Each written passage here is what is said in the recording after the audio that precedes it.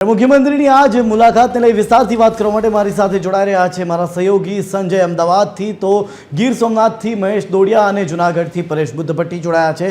સૌથી પહેલા આપણે ગીર સોમનાથ મહેશ પાસે જઈશું। મહેશ, આપની પાસેથી જાણવા માંગીશું, મુખ્યમંત્રી આવ્યા, કેટલાક ખેતરોમાં તેમણે જઈને પાક નુકસાની કયા પ્રકારની થઈ છે એ પણ જોઈએ અને ખેડૂતો સાથે સંવાદ પણ કર્યો। હવે એ સંવાદ કરે જેમની જે ખેડૂતો સાથે કર્યો એ શું સંવાદ થયો અને હવે ખેડૂતોનું શું કહેવું છે? મહેશ।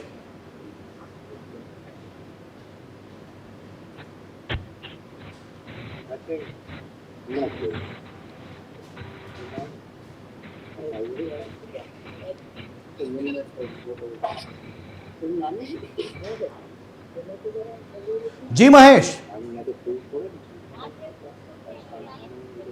लागे છે મહેશ સાથેનો સંપર્ક કપાઈ ગયો છે। આપણે પરેશ પાસે જઈશું। પરેશ, આપની પાસેથી જાણવા માંગીશ કે મુખ્યમંત્રી જ્યારે એક તરફ આવવાના હતા, કયા પ્રકારની તૈયારી હતી અને હવે ખેડૂતોનું શું કહેવું છે? ખેડૂતો સાથે સંવાદ થયો હશે, શું કહેશો પરેશ?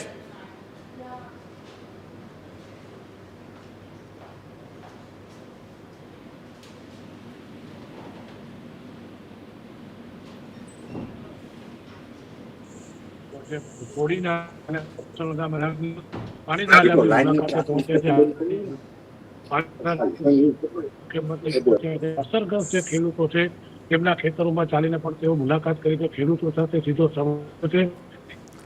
કનેક્ટિવિટી ઇશ્યુઝ આવી રહ્યા છે કારણ કે પરેશ અને મહેશ બંને ગામડાઓમાં છે હાલ, કારણ કે મુખ્યમંત્રી આજે ગામડાઓની મુલાકાત લીધી હતી। આપણી સાથે અમદાવાદથી સંજય જોડાયા છે, સીધા જઈશું સંજય પાસે। સંજય, મુખ્યમંત્રી આજે બે અલગ અલગ વિસ્તારોમાં, બે અલગ અલગ ગામડાઓમાં ખેડૂતો સાથે તેમણે સંવાદ કર્યો।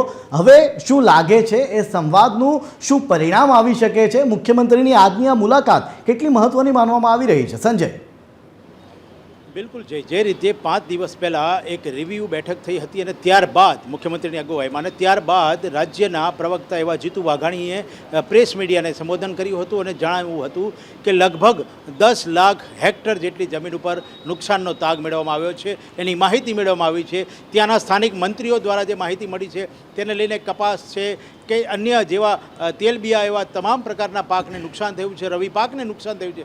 ત્યારે એટલું કહી શકાય કે ગુજરાતનો તાત એટલે કે ખેડૂત જ્યારે નુકસાનમાં છે ત્યારે સંવેદનશીલ મુખ્યમંત્રીએ ડે 1 થી પોતાની ફરજ સમજીને પોતે એમાં આતુરતાપૂર્વક દરેક માહિતી મેળવી રહ્યા છે। ત્યારે હવે જ્યારે તમામ જે નુકસાન જેટલી જગ્યાઓ છે, જેટલા વિસ્તારો છે, જેની અસરગ્રસ્ત વિસ્તારો, ત્યાં તમામ જગ્યાએ અત્યારે મુખ્યમંત્રી પહોંચ્યા છે અને આપણા બંને સ્થાનિક સંવાદદાતાઓ જેમને અત્યારે જે રીતે કનેક્ટિવિટીના અભાવે તેમની પાસેથી માહિતી નથી મળી, પણ એટલું કહી શકાય કે ખેડૂતોની આપણે વાત સાંભળી ત્યારે ખેડૂતોએ અત્યારે એક વિશ્વાસ જગાવ્યો છે, ખેડૂતની અંદર એક આશાનું કિરણ જાગ્યું છે કે જેટલું નુકસાન થયું છે કમસે કમ એટલું નહીં તો મુખ્યમંત્રીનો જે આશ્વાસન છે, મુખ્યમંત્રીની જે રાહતવાળી વાત છે, કદાચ એના કારણે હવે થોડું ઘણું તો ભરપાઈ થશે। એટલે એટલું કહી શકાય કે જે નુકસાન વેઠી રહ્યો છે ગુજરાતનો તાત, ગુજરાતનો ખેડૂત, એને હવે પૂરેપૂરી આશા જાગી છે। કારણ કે રાજ્યના મુખ્યમંત્રી જ્યારે પોતે તમામ જગ્યાએ જઈને એના સમાચાર, એની માહિતી અને એનો તાગ મેળવતા હોય ત્યારે એટલો તો ભરોસો હોય દરેક વ્યક્તિને કે હવે પરિણામ જરૂર મળશે। એટલે એવું લાગે છે કે આ પરિણામદાયક,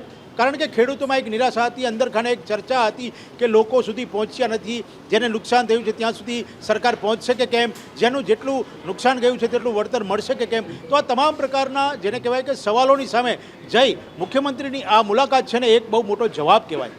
જી જી, આભાર સંજય, સમગ્ર માહિતી આપવા બદલ આભાર। મહેશ, આભાર પરેશ, આપનો પણ।